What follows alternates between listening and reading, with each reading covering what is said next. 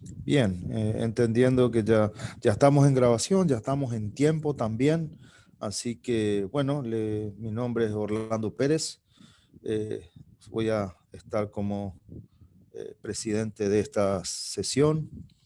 Es la tercera sesión del primer día del simposio de la UNESCO y de CIMET, el, donde vamos a tratar y estamos tratando temas de democracia, eh, ciudadanía mundial y educación transformadora. Le quisiera reiterar las bienvenidas a todos en nombre de la organización y del equipo que nos apoya, en nombre de Paul y de Gina y todo el equipo que nos está apoyando. Aquí está Ivette, Félix, Adolfo, en diferentes funciones y todo el trabajo que nos hicieron, que nos fueron dando para poder estar aquí todos. Tengo el honor de presidir esta sesión. Como les dije, mi nombre es Orlando Pérez, le estoy saludando desde Asunción, Paraguay. Esto es algunas cosas que la tecnología nos permite hacer, poder estar todos juntos y aún así cada uno en diferentes lugares, pero poder estar no solamente con el espíritu común, sino también a través de la tecnología. Esta sesión se denomina Desigualdades Sociales y Exclusión Política de los Pueblos Indígenas en Perú. Va a estar facilitada y presentada por dos colegas, Jerjes Loaiza y Susana Frisardo, a quienes voy a presentar enseguida. Y ellos van a tomarse inicialmente unos 10 minutos como para poder contarnos ya desde una síntesis del trabajo presentado que está en la plataforma del simposio para que todos ustedes puedan acceder las veces que lo consideren para el análisis. Posteriormente, y en la medida que nuestros colegas van presentando, también pueden ir haciendo preguntas a través del chat para que podamos facilitarles también a nuestros colegas y a partir de allí establecer un espacio de conversación más que nada. Primero en el orden que van a ir presentando, me gustaría también hacer una eh, presentación de nuestros colegas, si me permiten. A ver, muy bien, tengo acá doble pantalla, por eso nomás estoy con... Primero le voy a presentar a Jerjes Loaiza, licenciado en Sociología y abogado, magíster en Sociología con mención en Estudios Políticos, doctor en Ciencias Sociales por la Universidad Nacional Mayor de San Marcos, docente asociado a tiempo completo de pre y posgrado de la Facultad de Ciencias Sociales y de Derecho, de Ciencias Políticas de la Universidad Nacional Mayor de San Marcos también, docente de la Pontificia Universidad Católica del Perú, de la Universidad Privada y de la Facultad de Derecho de la Universidad Femenina del Sagrado Corazón, director del Departamento de Sociología de la Universidad Nacional Mayor de San Marcos. Ha sido asesor jurisdiccional del Tribunal Constitucional y es colaborador de diversas revistas internacionales en temáticas sobre interculturalidad, criminología, educación, tecnologías de la comunicación, política, violencia de género, de cuerpo y de emociones. Eh, También quiero presentarles a nuestra colega Susana Frisardo. Ah, estoy allí. Frisancho, ¿no? Frisancho, perdón, gracias por la corrección. Sí, sí, sí, gracias y disculpas.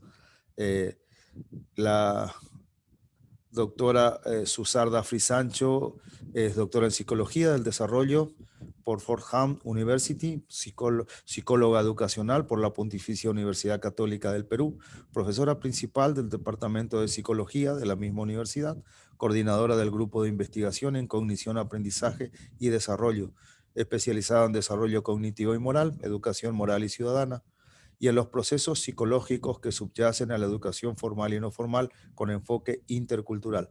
En el grupo de investigación que coordina aborda temas de desarrollo moral y cognitivo de miembros de pueblos indígenas de la Amazonía del Perú, básicamente son sus áreas de trabajo y sobre las cuales nos van a estar compartiendo en este momento, solamente para recordar que es sobre desigualdades sociales y exclusión política de los pueblos indígenas del Perú. Entonces, hecha la presentación, les voy a darle el espacio primero a Jerjes Loaiza para que pueda hacer su exposición y después a Susana Frisanchos. Jerjes, el tiempo es tuyo. Muchas Gracias. gracias. Muchas gracias por la presentación y un agradecimiento enorme a la organización, con particular mención pues a Paul, a Gina, a Ivette, que durante todos estos días han estado organizándose de manera colosal con un evento de grandes dimensiones a nivel global, mundial y quién sabe más allá. De verdad que estoy muy sorprendido y muy alegre de poder participar en este importantísimo evento. Desde Perú, un gran abrazo y también un saludo para mi colega y amiga Susana Frisancho, que también está conectada. Y bueno, como bien hemos conversado, tanto Susana como yo, hemos desarrollado un resumen que puede sintetizar algunos de los aspectos más importantes que tanto ella como yo tenemos en consideración, ¿no? Ella va a hacer su ponencia posteriormente, yo lo que voy a hacer es tratar de contextualizar lo que justamente ella va a establecer desde la educación intercultural bilingüe. En mi caso quiero establecer que hay una grabación previa que ya está en la página del evento, en la página de YouTube, la pueden ver en cuanto ustedes deseen, así que lo que voy a hacer es una pequeña síntesis de lo que esto representa. En primer lugar, quiero establecer que este es un país milenariamente se le conoce como indígena. Sin embargo, cuando hablamos de indígena, estamos hablando de una gran pluralidad. No podemos nosotros establecer un monoindigenismo. Esto no se da de esa manera.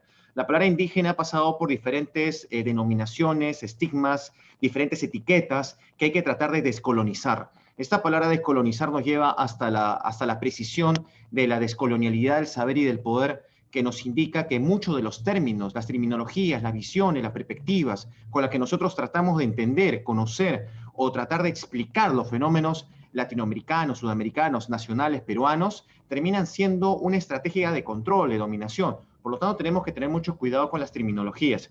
Habiendo hecho esta salvedad, quiero establecer que el Perú, en su historia, hasta la llegada de la conquista, denominada conquista europea, española en este caso, aunque en ese entonces ni siquiera existía el país de España como unificación, se desarrolla en un marco de sobrevivencia y de entendimiento entre lo que representaba pues la vivencia humana y el contexto geográfico, geopolítico, el nivel de entendimiento, de comprensión, de inmersión entre individuo, o mejor dicho, colectividad, porque de acuerdo a la pensamiento andino, el pensamiento, se puede decir, genérico, para utilizar esta palabra marxista, es decir, había una comunicación entre individuo y medio ambiente tan poderosa, seguramente con un ensayo de error que no conocemos, de muertes, desapariciones y demás cosas, debido al desconocimiento de lo que implicaba un territorio tan difícil, tan agreste, con tantos microclimas, con una cordillera inmensa, con un frío terrible en determinada época, pero que a la larga le permitió conocer en buena medida esta tierra, ¿no? Este clima,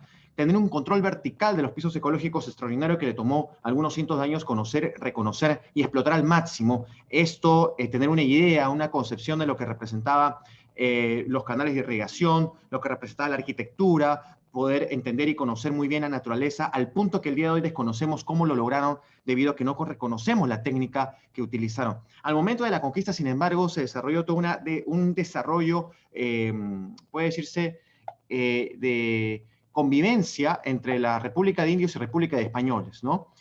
Esto acelera un poco el tema hasta la idea de la independencia, va sentando unas bases tremendamente fuertes que denigran a las personas que no son criollas, no son europeas, no son hijos de españoles o ni siquiera son mestizos, y vuelve la idea del que la población mayoritariamente, 85% indígena, que son una gran pluralidad, termina entrando en un desarrollo que se vuelve mucho más duro con el proceso de migración en pleno siglo XX denominado desindianización.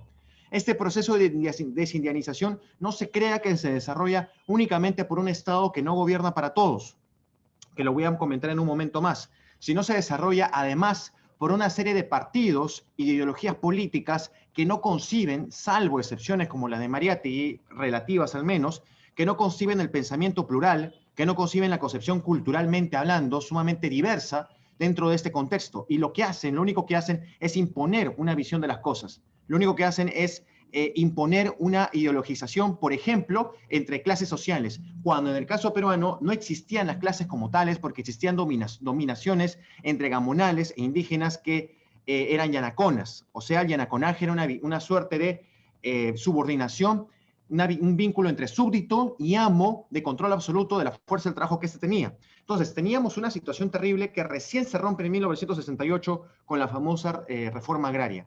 Habiendo dicho este contexto, paso ya a la última fase, que es la más larga, poder hacer una historización de lo que esto representa y que nos demos cuenta, de acuerdo a la hipótesis, que, como lo dice el resumen, el proceso de discriminación es un proceso de estructuración, no es un proceso de imposición aguda de un momento a otro, que se da en los últimos 10 o 20 años. Es un proceso de estructuración que se viene dando desde mucho tiempo atrás. Como lo explica Julio Kotler en su famoso libro sobre clases de Estado y Nación, esa estructuración inició en la época colonial, lo cual no me voy a concentrar ahora, sino en la época republicana. En 1821 se da la fundación, que según López Soria hablamos de la desfundación. Con desfundación hablamos que fundamos defundando. O sea, no incluimos al 85%, 80% de la población pluralmente indígena dentro de lo que representa la fundación. Un 8% criollo termina generando un perfil de país que no representa lo que debía ser como país un tanto más inclusivo. Los traumas, las fracturas, el distanciamiento provocado después de la famosa rebelión de Tupac Amaru, Tupac Atari y lo que esto representa 40 años atrás, sientan la base del proceso de independización, pero que lo retoman únicamente los criollos. La población indígena queda rezagada, no por cuenta propia, sino por propia mano de los criollos en el caso peruano. En 1821 entonces se defunda la población. Lima nada más tenía casi un 80% de población afrodescendiente, en una ciudad netamente de afrodescendientes frente a criollos. Pero estas relaciones y estos vínculos, debido a otros elementos etnohistóricos que no voy a tomar acá, terminan facilitando procesos de subordinación, procesos de dependencia, un tanto incluso paternalista, por supuesto, de acuerdo a los contextos de los que hablemos, costa, sierra y selva, y dentro de cada una de las provincias, regiones que hay, son muy distintas, pero que a la larga terminan defundando el país.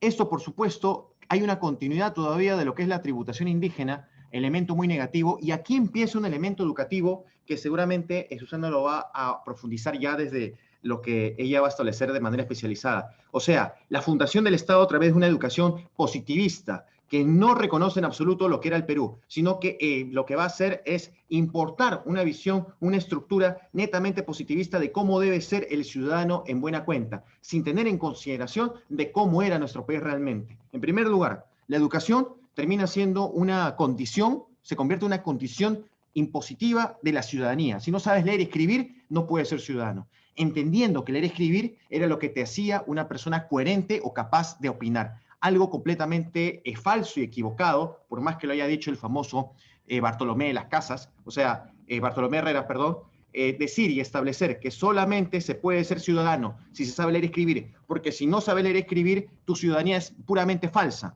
No estamos haciendo ningún bien al indígena. Si se quiere hacer un bien al indígena, edúquese, que se le eduque. Es más, el propio Leguía, presidente que gobernó el país por 11 años y 4 años más, 15 años en total, en una supuesta democracia que en realidad fue una dictadura, establece una famosa frase, ¿no? Irríguese en la costa, comuníquese en la sierra, ¿no? Y colonícese la selva. Comuníquese en la sierra es una manera de decir que hay que educar porque allí las personas son muy ignorantes, no tienen conocimiento alguno de lo que representa ser peruano. Y colonícese en la selva, creyendo que la selva es un lugar, pues, inhóspito en el que podemos colonizar. Pero ya entre 1890 y 1920 se da un genocidio que acaba con más de 50.000 vidas, con la famosa llamada fiebre del caucho, genocidio del caucho, que en 1965, no por el caucho, sino por la tala de árboles, una población defiende el contexto, defiende su naturaleza y termina siendo bombardeada con napalm en pleno gobierno democrático de aquel entonces. Entonces, estamos hablando de una persecución constante que ya se sienta en las bases estructuralmente tiempo atrás. Para ir acabando, me quedan 3 minutos, si no me equivoco. Esta desfundación entonces pasa por diferentes épocas, que la voy a resumir brevemente. En 1854, el tributo indígena, que aún continuaba, se anula finalmente. Pero para volver luego de la guerra contra el Pacífico, contra el país hermano actual de Chile, una guerra que nos lleva pues a la destrucción como país, y a echarle la culpa a la población indígena por la incapacidad de poder defender un país que se suponía era suyo por su desconocimiento de lo que era el Perú, debido a que habían vivido de manera subordinada frente a la mano del látigo, es decir, del hacendado denominado también gamonal, entre otras especificidades que se dan a lo largo de todo el territorio peruano. En 1856, el voto indígena o el voto de los analfabetos, principalmente indígenas, se empieza a debatir. ¿Deberían o no deberían votar el indígena? El tema educativo volvió a la palestra, pero no una educación entendida como tal, basada en nuestros propios requerimientos culturales, un rechazo completo a la filosofía andina, aun cuando San Martín, en inicios de la fundación de la República, rechaza todo elemento español, aun cuando valora extraordinariamente, utilizando incluso algunos de estos símbolos en la bandera de países hermanos sudamericanos, los elementos incas. No se considera, el gobierno criollo peruano no considera en absoluto lo que en nuestra cultura se tenía por dar, porque ni siquiera la conocían. En 1890, 1920, como le dije, más de 50.000 muertos en la fiebre del caucho. Esto fue terrible, la verdad, porque fueron muertes debido a la obligatoriedad de trabajar como esclavos, obligándoseles, condenándoseles, torturándoseles, matándoles a sus familiares. Luego las revueltas, que hubo una serie de revueltas a partir del año 10, 20, 30, que no van a cesar hasta 1968 con la reforma agraria. Uno podría creer que con la reforma agraria se acabó finalmente el trabajo de subordinación, de esclavitud hacia la población indígena, pero eso no es cierto. Con poblaciones indígenas me refiero. Esta población ya había migrado a ciudades diversas de lo que es ciudades como Lima, ciudades como Cusco, ciudades como Trujillo, como Chiclayo, como Arequipa, pero ya en Lima han reestructurado sus vidas sin ser necesariamente asimiladas por lo criollo, sino planteando nuevas perspectivas de vida interculturales, que es el tema aquí que debemos debatir. Para terminar, de 1980 al 2000, el país vivió una época sumamente cruda, casi 70.000 muertos debido a la violencia política que azotó el país entre grupos terroristas y el Estado.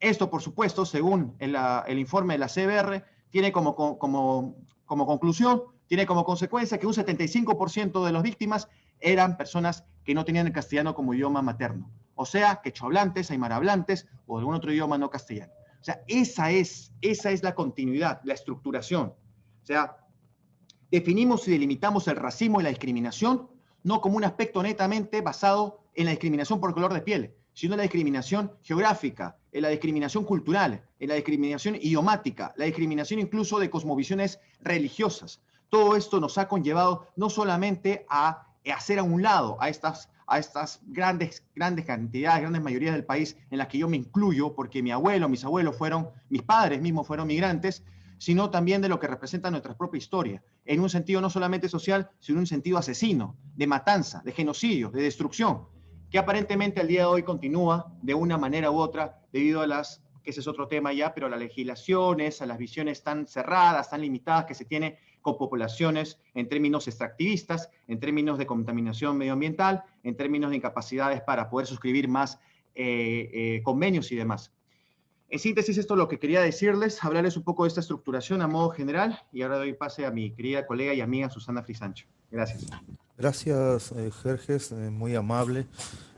Gracias también por manejar el tiempo en un aspecto tan complejo de la historia de un país. Bueno, entonces, siguiendo en la misma temática, Susana, adelante, el tiempo es tuyo, muy amable. Ya, ahora sí, me escuchan bien, ¿verdad? Perfecto, perfecto, adelante. Bueno, yo también agradezco la invitación, estoy muy contenta de estar aquí. Gracias, Ivette, Paul, bueno, Gina, que no la veo por acá, debe estar en otro lado, por todo el trabajo y bueno, voy a intentar ir un poco al punto. Como dijo Jerjes, yo también he hecho una presentación que sé que está en la página del evento, entonces si no la vieron la pueden ver. Y lo que voy a hacer ahora es intentar resumir, ¿no? Para dar paso al diálogo, que me parece lo más interesante, resumir el punto central, ¿no? De lo que planteé en esa presentación. Y es lo siguiente, ¿no? El Perú tiene, por supuesto, una trayectoria de educación intercultural bilingüe, EIB se le llama. Esta modalidad educativa está orientada principalmente todavía hacia los pueblos indígenas. Han habido intentos muy pequeños, incipientes, de tener una interculturalidad, un programa educativo intercultural para todos, incluso se llamaba así, pero ha sido pues un conato, diríamos, ¿no? Una cosa muy pequeña que incluyó a 5 colegios medio experimentales. En general podemos decir que la EIB está orientada a los pueblos indígenas, tanto andinos como amazónicos. Mi experiencia fundamentalmente es con los pueblos amazónicos, con algunos de ellos además, no tanto con los andinos. Entonces me voy a ubicar un poco más ahí, ¿no? Yo quiero, digamos, señalar un punto de lo mucho que se podría decir por las limitaciones de tiempo, un punto que considero importante, ¿no? El enfoque de la EIB es obviamente intercultural, ¿no? Intenta, digamos, no solamente empoderar a los pueblos indígenas, educarlos obviamente en su lengua y dentro del marco de su propia cultura, de sus propias prácticas, revalorizarlas, etcétera, sino también que se pueda dar este proceso de alguna manera de diálogo, de conocimiento mutuo entre indígenas y no indígenas, por ejemplo, cosa que es bien difícil de lograr cuando no hay una educación intercultural en el otro lado, pero digamos que eso está planteado ahí como un objetivo, etcétera, ¿no? Entonces, de lo que se trata es de reconocer, de valorar, no solamente la perspectiva, digamos, multicultural en la que uno sabe que hay diversos grupos y de alguna manera tiene que convivir en el espacio público, sino que se va un poco más allá con esta revalorización, este respeto mutuo, estas ganas de conocerse, etcétera, ¿no? Y de valorar las prácticas, las culturas de los otros. Ahora, como planteo en la presentación que hice, yo creo que todavía hay, bueno, no creo, sino que estoy convencida y hay estudios sobre esto, ¿no? Pero todavía hay algunas limitaciones de las cuales voy a señalar una, ¿no? Yo pienso que por la experiencia que he tenido, además de trabajo con algunos pueblos originarios y con muchos maestros, ¿no? Y pedagogos que están en el campo de la EIB, todavía hay una concepción del indígena como muy diferente al no indígena, por ponerlo en sencillo, ¿no? Hay una especie de esencialismo. Entonces uno puede escuchar, incluso de los propios indígenas, cosas como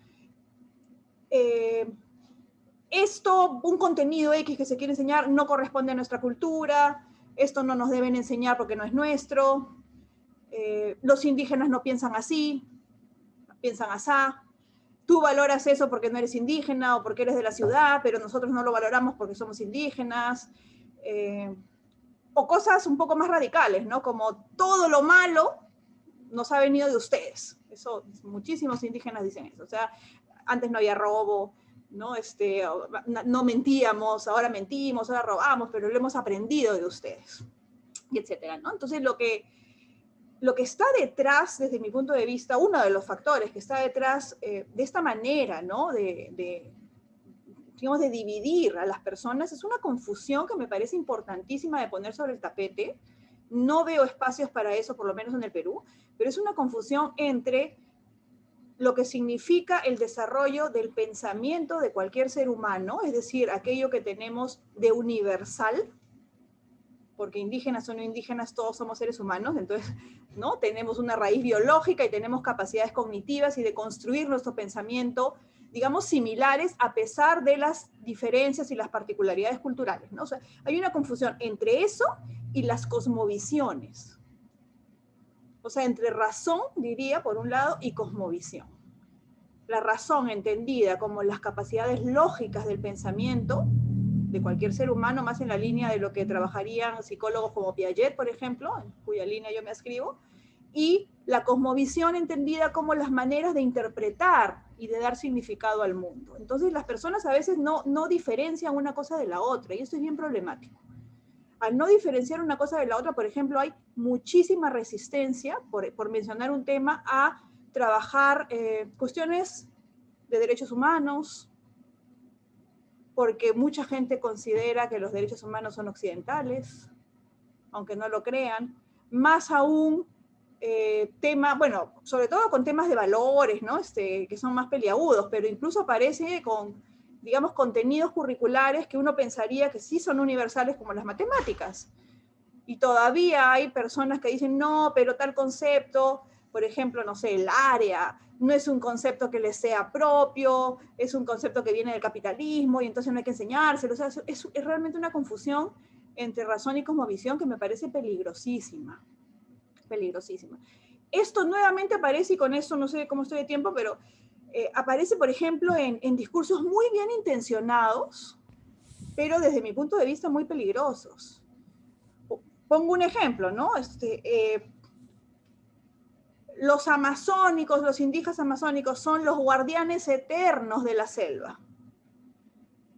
O sea, que ellos son los guardianes eternos de la selva, los guardianes del bosque, etcétera, es un discurso que está totalmente enraizado, que es muy bien intencionado, sin duda alguna. Por supuesto que han sido guardianes toda la vida porque tienen una relación con el medio ambiente que no tenemos nosotros, ¿no? Y saben manejarlo perfectamente, y si alguien lo ha depredado no han sido ellos, sino nosotros. O sea, en ese sentido sí, pero no en el sentido de que uno tenga que, digamos, a través de estas palabras, mantenerlos en lo que se llama en el mundo natural.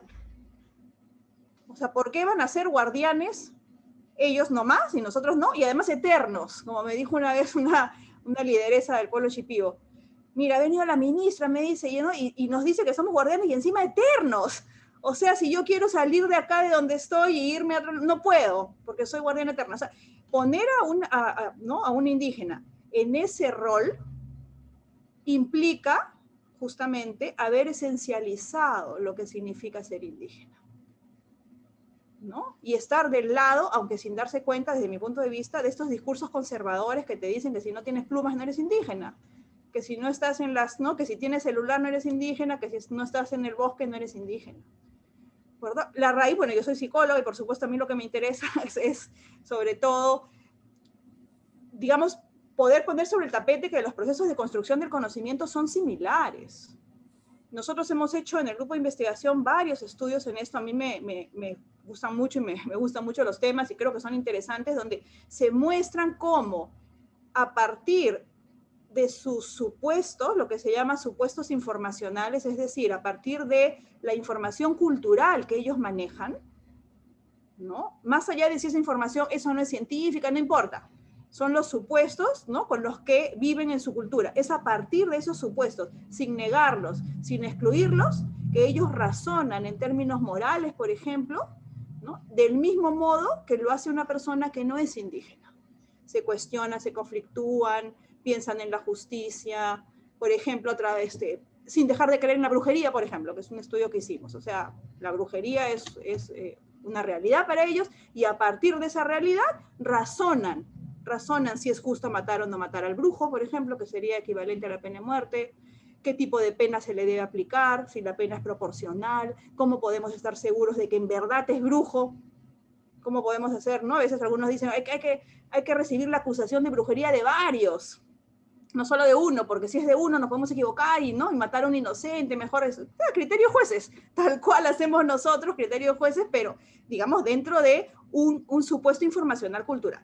Entonces, bueno, yo estoy sobre el tiempo más o menos, quería dejarles sobre el tapete estas ideas porque me parece que si no las revisamos, ¿no? Un poco a fondo, si no las discutimos, las personas que están digamos, en la educación intercultural y también los propios indígenas, si no hacemos una discusión intercultural de los temas, no vamos a avanzar, ¿no? Nos vamos a quedar donde estamos con las dificultades que todavía tenemos. Mil gracias por la atención y muy dispuesta a conversar con ustedes si tienen preguntas. Bien, muchas gracias. Bueno, de hecho, agradeciendo la presencia de todos y que por favor utilicen el chat para poder hacer las consultas, los comentarios que nos puedan permitir también dinamizar en este espacio esta interesante exposición. Yo quisiera, antes de darle paso a Ivette, para ver si hay algunas consultas. Hay un tema que a mí me llama mucho la atención de lo que acaban de comentar. Primero, claro que estamos puntualizando en lo que ocurre en Perú, pero de alguna manera todos los que estamos en otro lado hacemos ese networking, esa ligazón de cosas. Y entendemos que hay cosas que son muy parecidas, hay cosas que son muy similares, porque tienen que ver con un sistema que es más hegemónico. Pero hay un punto, Susana, que vos hablaste de confusión. Y a mí no sé por qué me viene a la mente la palabra programación. No sé por qué. Entonces, pero esa dicotomía que hay entre la confusión o la programación y las cosmovisiones, ¿será que y sí, diste varios ejemplos, pero a lo mejor podemos profundizar un poco en ese punto, pero no quisiera que lo hagamos sin primero ver si tenemos algunas otras consultas. Ivette, ¿tenemos algunas consultas? Sí, por ejemplo, si en Perú, tanto como en América Latina, el proceso de discriminación es un proceso de estructuración, actualmente, ¿cuál es el rol de la escuela en este proceso y de la pedagogía? Muy bien, ok, entonces parece que vamos por ese camino del tema que instalaron. Susana, Jerjes, tienen la libertad para responder y seguir dialogando. ¿Quieres decir algo tú, Jerjes? A ver, o sea, yo no soy maestra de escuela, ni mucho menos, ¿no? He trabajado mucho con maestros, pero no soy maestra de escuela, pero sí, efectivamente, la escuela tiene un papel fundamental. En primer lugar, por ejemplo, si estamos en el tema indígena, yo diría que no hay espacios, por lo menos yo no conozco ninguno, en los que indígenas y no indígenas en la ciudad, digamos, ¿no? Se eduquen juntos. Efectivamente, en la Amazonía sí puede haber, por ahí uno que otro, ¿no? Donde hay lo que ellos llaman mestizos e indígenas en la misma sala de clase, pero no es la norma. Y ahí tienes un primer elemento crucial, ¿no? Mientras no haya oportunidades de convivir en el espacio, digamos, escolar, esto va a ser bien difícil. Obviamente los profesores, muchas veces incluso los mismos profesores de los pueblos originarios, transmiten una serie de ideas, de estereotipos, consideran que los alumnos indígenas son menos capaces. Por supuesto no son todos, yo creo que en eso se ha avanzado bastante, pero todavía. Entonces está permeado, ¿no? Los discursos que aparecen en la escuela, también hay un montón de investigación por el área de la sociología, ¿no? De la antropología sobre este tema. Entonces sí le daría un papel importantísimo además. Jerjes. Gracias, Susana. Jerjes. Sí, tiene un rol muy importante. A ver, creo que el tema pedagógico debe complementarse bastante con el rol de la propia familia. Uno de los problemas en el Perú, a mi modo de ver, es que a veces hay una contradicción entre lo que aprenden en la escuela y lo que aprenden en la familia, ¿no? Y cuando he hablado con bastantes personas, entrevistados para diversas cosas sobre el tema de la educación, ellos a veces niegan los contenidos más, puede decir, progresistas, entre comillas, que pueden existir en torno a la democracia, la igualdad, la inclusión, etcétera, ¿no? Y en eso también tiene que ver mucho el tema de la discriminación. Hablamos de discriminación no solo por color de piel, sino discriminación por contenido, cosmovisión. Y padres, madres que niegan las consideraciones de maestros, de psicólogos, psicólogas y demás profesionales, porque en última instancia ellos sienten que tienen ese derecho. Si nosotros revisamos, por ejemplo, los planes de gobierno de los candidatos que están ahorita para la segunda vuelta, uno de ellos me llama la atención, que señala que es la familia quien tiene por obligación y por derecho el control absoluto de la educación de sus hijos, incluso por encima de lo que pueda señalárselo o decírselo en la escuela. Y eso a través de lo que representa la escuela, a modo de ver de muchos, simplemente un complemento. Yo sé que la educación familiar es vital y puede que termine siendo aún incluso fundamental antes que la escuela, pero ¿qué rol tendría la escuela, la pedagogía, etcétera, si es que en la familia se terminan generando controles o estigmas o estructuraciones que pueden terminar doblegando los esfuerzos que están allí? Por supuesto, esto lo planteo como una hipótesis, no como un resultado ni nada por el estilo, pero me llama mucho la atención debido a que el Perú es un país que tiene muchos cánones que se resisten bastante a la inclusión y que apelan a las asimetrías en relación a un sistema que por desgracia no nos acompaña ni nos ayuda, sino crea más cismas. Su punto de vista. Muchas gracias.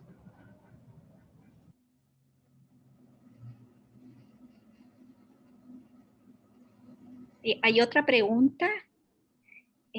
Dice, por ejemplo, Yamilé Soto, de acuerdo con Susana, ese discurso romantizado sobre guardianes de la Amazonía, que es también fomentado, dice, y fortalecido a través de las instituciones del Estado, y entonces dice, en un contexto coyuntural actual de las elecciones presidenciales en el Perú, ¿cuál debería ser una propuesta para iniciar este proceso de cambio de lo que percibimos sobre las comunidades indígenas? El cambio para mí es lamentablemente de largo aliento, ¿no? No es de un día para otro, ni porque uno diga hay que cambiar y así no funcionan las cosas, ¿no? Pero sí, yo diría que estos temas tienen que ponerse en el tapete, tienen que discutirse. Y la gente es muy resistente a hacerlo, de ambos lados, ¿no? O sea, los indígenas y los no indígenas.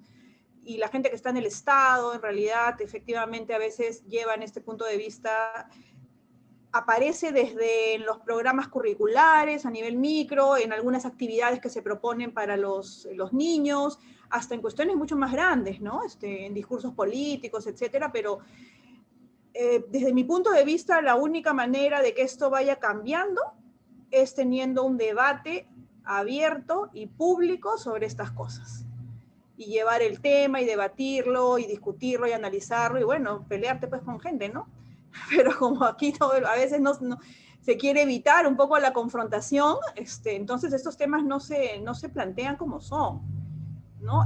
Yo iría por ahí. Es difícil, por supuesto, porque yo empecé diciendo algo que considero que es así. O sea, yo creo que esos discursos son de alguna manera bien intencionados, pero son nocivos. La gente que los plantea cree que hace bien, ¿no?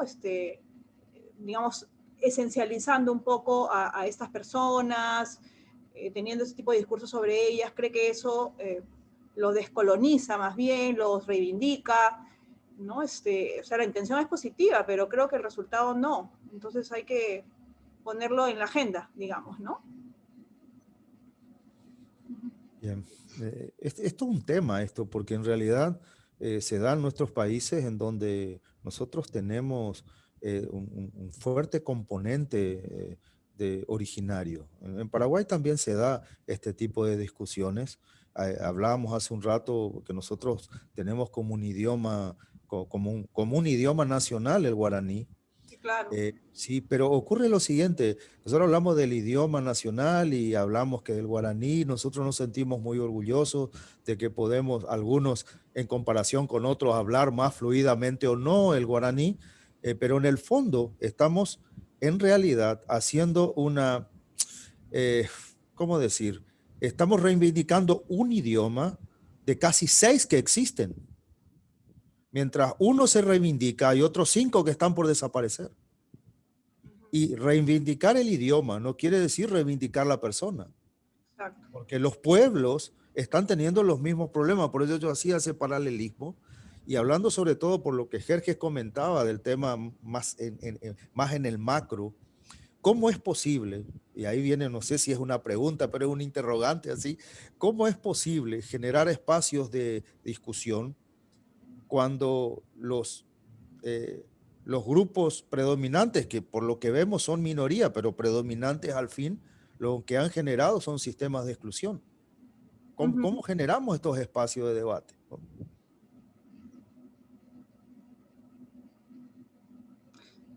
¿Es una pregunta? Y es un interrogante al aire, si quieren tomarlo para seguir. Sí, es que es bien difícil, ¿no? Pero a ver, te digo lo que nosotros tratamos de hacer siempre. Por ejemplo, nosotros siempre que hacemos algún estudio, aunque sea chiquitito, no importa, lo difundimos varias veces, ¿no? Y invitamos, y hemos tenido más o menos éxito, invitamos a veces a la ministra de Educación, a veces a la ministra de Cultura, o a la viceministra, ¿no? Tal o cual, y a veces van, aunque no lo crean, escuchan, y también invitamos a todos los líderes indígenas que podemos, y a veces van. Y siempre intentamos que haya ese tipo de diálogo. Es en pequeña escala, ¿no? Por supuesto, es una cosa chiquita, pero por ahí se mete ya una idea, ¿no? Y entonces esos agentes en los que uno ya logró despertar, ¿no? O darle algún marco a cosas que ya vienen pensando, pero que les falta estructurarlas, por ejemplo, ¿no? Precisamente por la vulneración de derechos que ha significado en los pueblos amazónicos, bueno, andinos también, ¿no? La mala calidad de su educación. Entonces hay gente, hay líderes amazónicos que son muy capaces, muy inteligentes, pero les faltan herramientas, para poder poner, ¿no es cierto?, esa inteligencia y esa capacidad y esos conocimientos, digamos, de manera tal que pueda ser leída y pueda entrar en diálogo con la gente que está al otro lado. Entonces intentamos ayudar por ahí, por ejemplo. Okay. Y basta que chape eso uno, que lo agarre, ¿no? 1 o 2, para nosotros es importante porque esa persona moverá donde está ubicada, donde uno no puede llegar, ¿no? Así es. Muy bien. Jerjes, desde tu mirada política, creo que hay preguntas en Facebook también, seguramente la vamos a ver enseguida, sí. Pero Jerjes. Bueno, brevemente, una de las cosas que me llama la atención, más allá de que no se pueda hacer este salto epistemológico en 5 años, es que la palabra o el término de educación intercultural bilingüe no está en ningún plan de gobierno, solo en uno estaba y ni siquiera apareció en el porcentaje de los primeros lugares. Ninguno tenía esa palabra. Y la palabra intercultural apenas estaba en, si no me equivoco, 2 o 3 planes de gobierno. Y los leí y estaba buscando a ver qué me dicen de la interculturalidad y no hablaba ninguno de ellos, nada. Entonces yo creo que el alcance político no está presente, el alcance económico de alguna manera puede terminar amenazando ciertas... o sea, me refiero a ciertas consideraciones, ciertas alianzas, intermediaciones o diálogos pueden terminar amenazando determinado enfoque extractivista, por ejemplo, que puede terminar siendo amenazante. No sé qué punto medio podría haber allí, no sé en qué medida tampoco podríamos nosotros decir que por aquí están los indígenas o por aquí están los no indígenas. Ni siquiera sé en qué punto yo me pondría, porque yo soy hijo de indígenas, nieto de indígenas, pero tengo cerebro occidental, así que no sé dónde estoy. No sé, no estoy seguro, pero lo cierto es que hay que ver a largo plazo, hay que tratar de tener en consideración lo que se nos viene a nivel económico, a nivel político y a nivel cultural, debido a que las cosas están cada vez más complejas, más difíciles. El tema de la pandemia no creo que sea solo una excepción, un paréntesis, puede que termine siendo parte de un proceso mucho más duro y fuerte que nos toca enfrentar, y en este contexto creo que, por ejemplo, el tema intercultural debe considerarse en términos de servicio de salud, que hace unos meses vimos cómo es que una gran cantidad de fallecidos tenían que ver con el desconocimiento a servicios de salud en términos interculturales, que ese es otro tema fuerte, ¿no?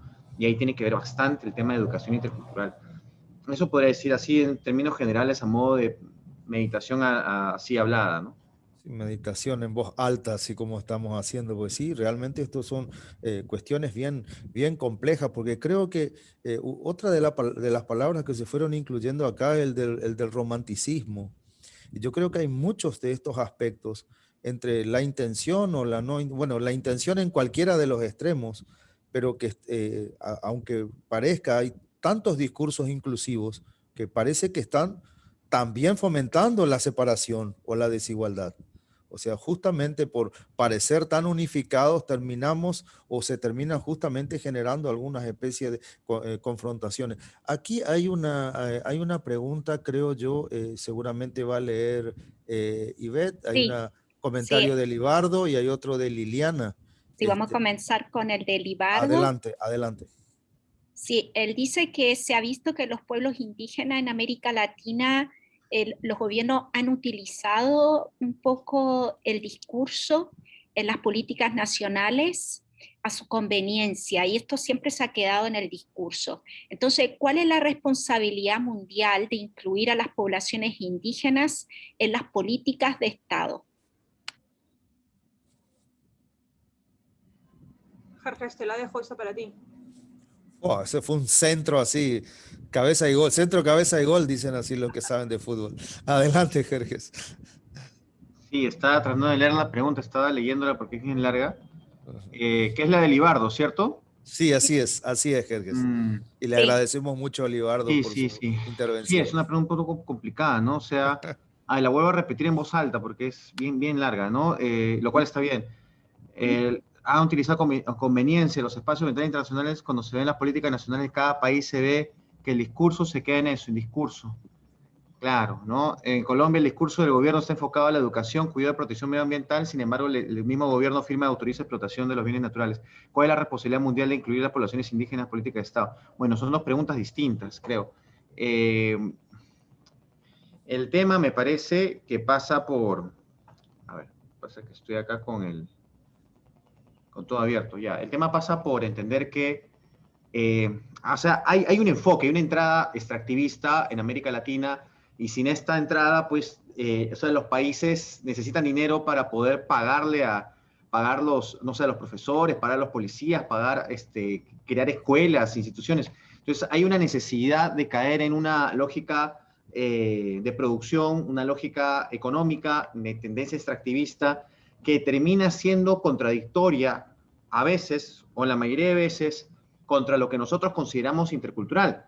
Entonces, si se dice cómo podemos incluir, ¿no?, lo indígena dentro del país, lo que pasa es que cada vez más hay una desindianización, como lo dije. Y digo desindianización sin tratar de esencializar.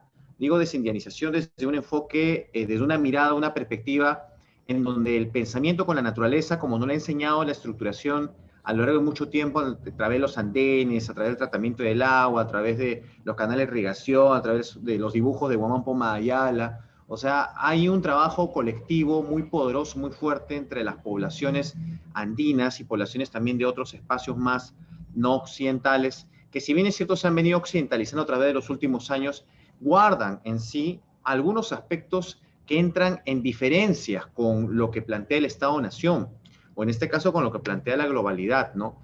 Y este tema de las diferencias en realidad viene siendo ya un enfoque que está mucho más arraigado dentro de una filosofía de la otredad. O sea, el ámbito de las diferencias es el ámbito de las democracias plurales, y el ámbito de las democracias plurales es el ámbito del diálogo, de la conversación, no el ámbito de la imposición. Entonces lo de Bagua fue una imposición, lo de Conga y muchas otras cosas más que han pasado en Perú y siguen sucediendo son lógicas de imposición. O sea, hay diálogo siempre y cuando tú me des la razón, pero cuando no me das la razón, yo voy a tener que ir con la fuerza a imponerme, porque tú no entiendes la razón. Entonces ahí hay un problema de diálogo, de conversación, y tengo que decirlo con mucha pena, mucho dolor, también una visión muy soberbia de quién tiene la razón o quién tiene la verdad en sus manos, ¿no?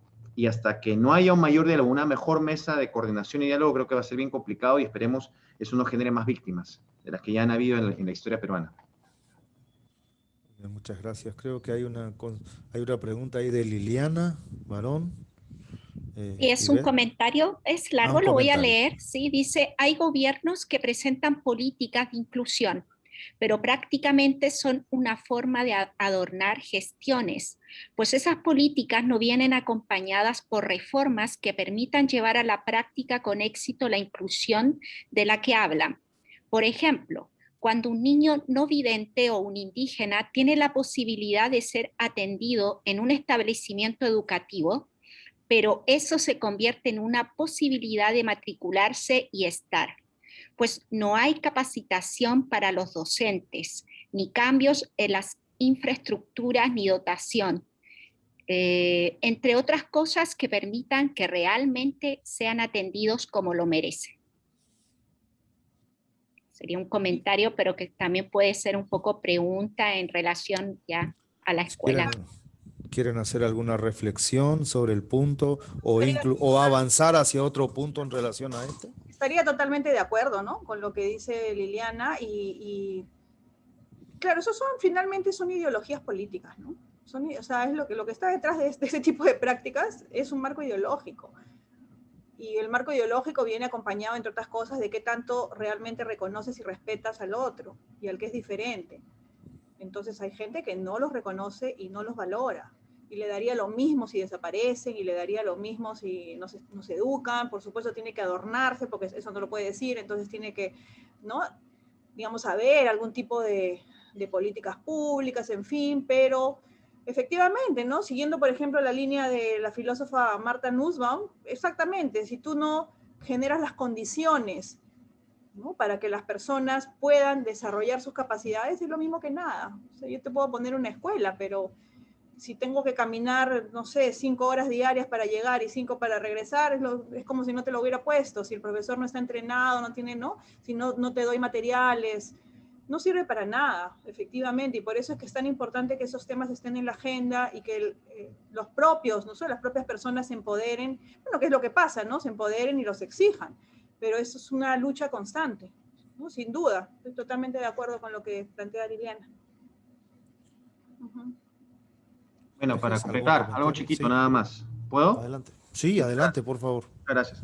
Sí, como bien lo comentaba Susana, hay una hay una hipocresía en ese sentido. Ahora, por el tema de la pandemia, se supone que la educación a través del Internet debía llegar a todos, es imposible.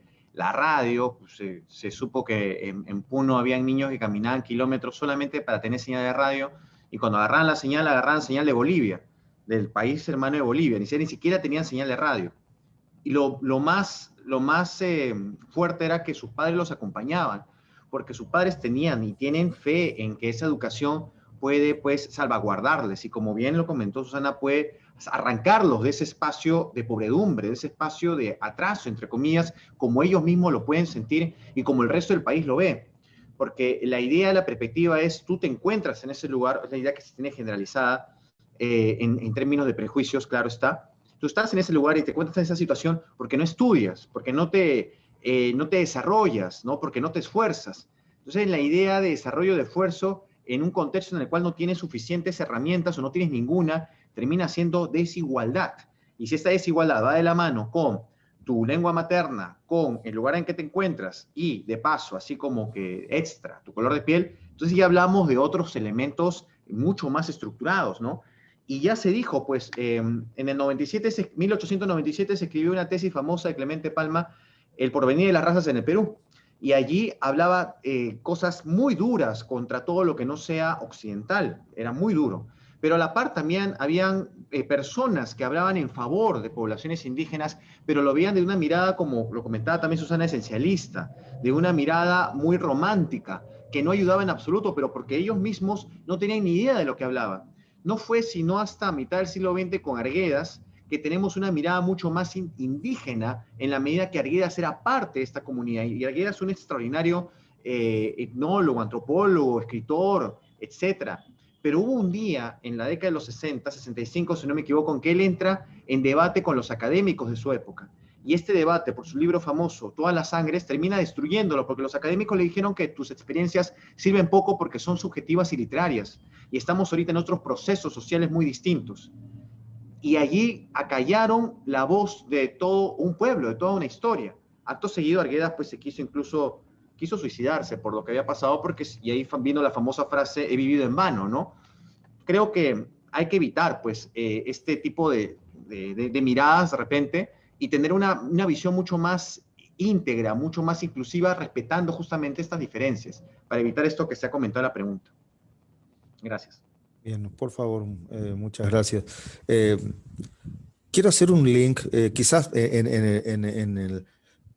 el happy hour tengamos más posibilidad de hacer links, porque justamente allí articulamos las diferentes exposiciones que han pasado el día de hoy, pero en una exposición anterior, justamente uno de los expositores, Félix Angulo, había presentado su opinión con respecto a que los ministerios de educación no deberían intervenir en los procesos pedagógicos. Sí deberían establecer algunos aspectos generales de las directrices, pero no intervenir directamente en los aspectos pedagógicos para decir qué se debe hacer y qué no se debe hacer. Y acá hay una pregunta que está, creo que está, Ivette, me vas a ayudar, creo que es la pregunta de Alexander Perdomo. Sí, de Alexander, sí. Sí, por favor. Es larga, pero la voy a leer.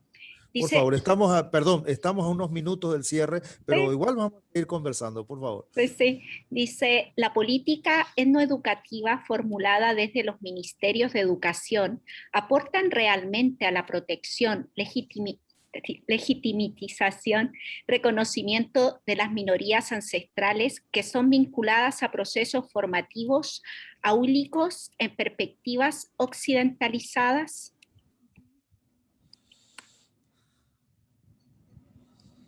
¿Digo algo? Sí. A ver, esto es un tremendo debate. Yo tengo una postura que es la siguiente, ¿no? Yo creo que la educación como la conocemos, o sea, formal, digamos, ¿no? Tiene una serie de defectos, por supuesto, pero tiene una serie de virtudes, ¿no? Y voy a hablar como psicóloga, ¿no? Hay procesos cognitivos de pensamiento que no ocurren si no es en un espacio educativo formal. No ocurren espontáneamente en la vida cotidiana porque no son necesarios. Uno puede vivir su vida cotidiana, feliz de la vida, razonando de manera concreta, no pasa nada. ni te mueres, ni dejas de ser feliz. Pero si tú quieres analizar procesos que no se ven, entender lo que es la democracia, pilotear un avión y entender cómo funciona un motor, eso tienes que ir a la escuela, ¿no? Y ir a la escuela es un deseo de los pueblos originarios. Ellos quieren pasar por la escuela. Entonces, es bien peliagudo, ¿no? O sea, no voy a poder responder, me parece una muy buena pregunta, pero es un tema bien peliagudo, porque la escuela es eso, obviamente con los 1000 defectos que tiene y que se pueden mejorar, y que se pueden y se tienen que mejorar. Pero la alternativa de no, o sea, yo por lo menos esa es mi postura, de no escolarizarlo, que es la postura radical que tienen algunos, de que sean las propias comunidades, yo creo que eso no es la escuela, es otro proceso. No digo peor, digo, ese es otro proceso educativo diferente, que tiene otras metas, y que va a alcanzar otros resultados. Entonces, eso hay que pensarlo muy bien. Por supuesto, tal cual está, yo coincido en que deja poca cabida, ¿no? Incluso en la EIB deja poca cabida para estas cuestiones, ¿no?, más propias de los pueblos originarios, y además limita el diálogo por estas cosas que ya he señalado. Es decir, por ejemplo, tal contenido no, porque viene de la ciencia occidental. Dicen como, la ciencia es una, y entonces hay que hacer dialogar lo que la ciencia plantea con lo que ellos saben, pero hay que ponerlos al mismo nivel, hacerlos dialogar, etcétera, y no excluir una cosa como se suele hacer, ya sea porque es científico y no corresponde, o al revés, porque se considera superstición, o porque, ¿no? Las dos posturas me parece que no construyen, diría, ¿no? Gracias. Pero el tema es complejo, eso quiero decir. Sí, sí. Y bien Así debatible, además, sí. Sí, parece que tiró una bomba con retardo, pero bueno, bien, es parte del debate y eso es lo que estamos buscando. Sí, claro, por supuesto. Sí, por supuesto. Jerjes, ¿algún comentario? Nada, escuchando tus comentarios también, Orlando, ¿no? Que también ayudan también para fortalecer el debate, muy buenos. ¿Qué iba a decir? Sí, sobre lo que se dijo, iba a establecer algo, se me ha ido con el último comentario que hiciste de la bomba, me fui completamente. Te fuiste con la bomba, perdón, no fue mi intención. No te preocupes. Sí, a ver, ya, claro. En 1920 la Constitución, ¿no?, leía, fue la primera Constitución que tuvo elementos interculturales, y a partir de allí se avanzó. O sea, hubo un avance con muchos baches, muchas caídas, pero hubo una inclusión del tema educativo intercultural básico, o mejor dicho, casi nulo, pero al menos hacía mención en la Constitución. El problema es que una cosa era lo educativo, lo social, pero otra cosa era lo económico. Y en lo económico, a la par que hacía eso, políticamente iba y aplastaba personas o comunidades indígenas que querían, pues, querían que sus derechos sean escuchados. O imponía que se trabajase más o menos unos 20, 25 días gratis al año por las famosas, las mitas de carretera que la población indígena estaba obligada a desarrollar. Entonces no había una correlación. O sea, yo creo que tiene que haber una correlación entre estos elementos, ¿no? No diría que el Ministerio de Educación esté, pues, o en todo caso estos temas, como se decía, estén ajenos. No pueden y debe ser así, porque las comunidades indígenas no pueden existir de espaldas o no pueden existir ajenos a lo que representa el país. Pero por supuesto, y digo que no pueden permanecer porque el país no se los va a dejar, porque están dentro de un territorio que, quiera o no, está geopolitizado. Entonces creo que en ese sentido lo que tiene que haber más es un aprendizaje intercultural, no solamente hacia la población que entienda lo occidental, sino también hacia lo occidental, que es el Estado que entiende a la población. Tiene que ir unir y venir. Y en este proceso y en esta continuidad han habido una serie de esfuerzos muy importantes que se han dado a partir del gobierno de García en adelante, de los cuales uno de los especialistas es el propio Ricardo Cuenca, que es actualmente ministro de Educación, que no imagino a otro, al menos un momento mejor que él, y que estoy seguro se está haciendo lo posible por desarrollar en este poco tiempo de gobierno de transición que se tiene. Creo que hay profesionales extraordinarios en el país, ¿no? Entre ellas la propia colega y amiga Susana Frisancho y otros colegas más que compartimos un espacio llamado la Sociedad de Investigación y Educación Peruana. Son colegas extraordinarios que cada vez que yo los escucho aprendo y me quedo boquiabierto porque aprendo mucho de ellos y saben muchísimo más que yo de estas cosas. Y se pueden hacer cosas extraordinarias en la medida que el Estado también dé una mirada a estos ámbitos de investigación académicos, estos ámbitos de esfuerzos mancomunados intelectuales universitarios que pueden ayudar mucho en esto. Pero si pones allí únicamente a un técnico que no tiene ni idea de estas cosas, ni de lo que habla, de lo que piensa, de lo que está sucediendo, vamos a generar mayores problemas o mayores desigualdades. y por ese camino no llegamos a ningún lado. Llegamos a más enfrentamiento, a más conflicto, llegamos a más problemas. Y eso es lo que tenemos que evitar, más aún en este contexto de pandemia, que es tan, pero tan triste. Gracias. Bueno, no, por favor, muchas gracias. Bien, estamos sobre las 3 p.m. de la hora de programación Montreal y algunos países, entre ellos Paraguay, que coincidimos en horario. Y de hecho, este es un debate que se abre. Hay otras consultas aquí, sobre todo hay sí, es una pregunta de Denis, que justamente habla de qué debe ser incluido o no en las políticas públicas, considerando estas visiones que estamos teniendo. Dice, ¿cuáles son los aspectos políticos y sociales más destacables de los pueblos indígenas que deberían ser rescatados para tenerse en cuenta en las políticas públicas? No quería, aunque hemos hablado bastante de esto, no quería dejar esta pregunta por lo menos en los 30 segundos de cierre, para que cada uno de ustedes pueda, dentro del cierre, si considera dar algún tipo también de reflexión sobre esta consulta de nuestro colega, y ya a partir de sus comentarios ya vamos cerrando este espacio. Susana, ¿te parece que puedas dar tus palabras de cierre y después le pasamos a Jerjes? Gracias. La pregunta de Denis, dices. Sí, si podés considerar dentro de tus comentarios la pregunta de Denis, estaría muy bien. Hubiera sido súper interesante que acá también hubiera alguien de algún pueblo indígena, y eso es lo que creo que tenemos que, ¿no? Que fomentar y que permitir y que brindar oportunidades, ¿no? Eso es lo que diría. Yo creo que la capacidad de organización que tienen, que a veces puede parecer desordenada, pero que los ha hecho sobrevivir, es algo que, ¿no? Deberíamos mirar y deberíamos, digamos, darles mucho mayores espacios de participación. Por lo menos en el Perú tienen pocos, ¿no? Ok, muchas gracias. Como dice el dicho, el desorden es un orden que tú no entiendes. Entonces, sí, exacto, sí. Muy bien, Jerjes.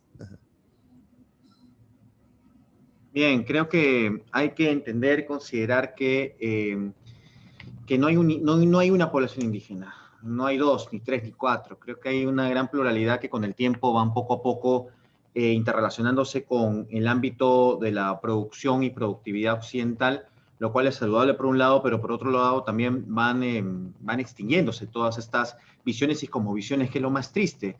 Y digo triste no por un afán romántico, un afán de museo, sino triste de un sentido de que genera mayores posibilidades de entender nuestra propia historia, entender nuestra propia realidad y nuestra propia actualidad en torno a lo que somos como país, a lo que somos como pluralidad y al derecho que tienen, un derecho importante constitucional que tienen de poder existir.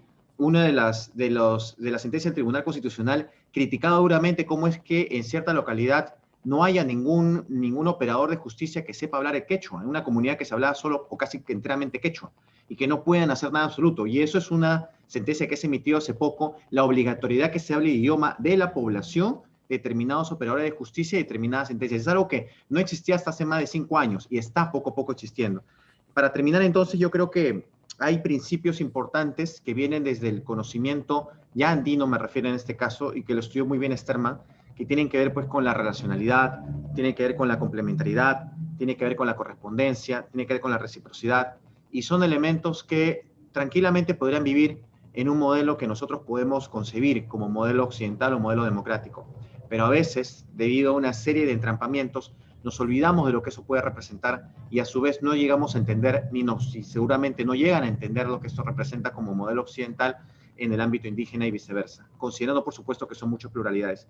Creo que debemos apostar y apuntar, como dijo Susana, a poder entender, saber escuchar y también saber investigar y poder tener una ventana y una puerta abierta a mayores consideraciones de esta índole y que el debate, por supuesto, continúe. Gracias. Bueno, muchas gracias. Bueno, esta sesión Desigualdades Sociales y Exclusión Política de los Pueblos Indígenas en el Perú ha sido presentado por Susana Frisancho y Jerjes Loaiza. Les agradecemos mucho desde la presidencia de esta sesión, en nombre de la organización del simposio de UNESCO de CIMET. también agradeciéndoles al equipo técnico, tanto a Ivette como a Adolfo, como a Félix, que nos han ayudado en el apoyo, con los saludos también para Paul y Gina y todos los integrantes de la cátedra. Agradecemos muchísimo su participación. Muchas gracias realmente por las intervenciones. Les invitamos a que a las 15:30 nos puedan acompañar en el Happy Hour para seguir conversando de estos temas y tomamos la consideración que ha dado Susana en relación a seguir siendo más incluyentes y abiertos y poder invitar también a aquellos que son parte de las investigaciones que hacemos, porque también es importante escucharlos, no solamente en los espacios del trabajo de campo, sino también en los espacios de la reflexión sobre los resultados. Así que muchas gracias, nos pasamos unos minutitos, pero creemos que valió la pena, así que nos seguimos viendo hasta la próxima. Muchas gracias. Gracias a todos.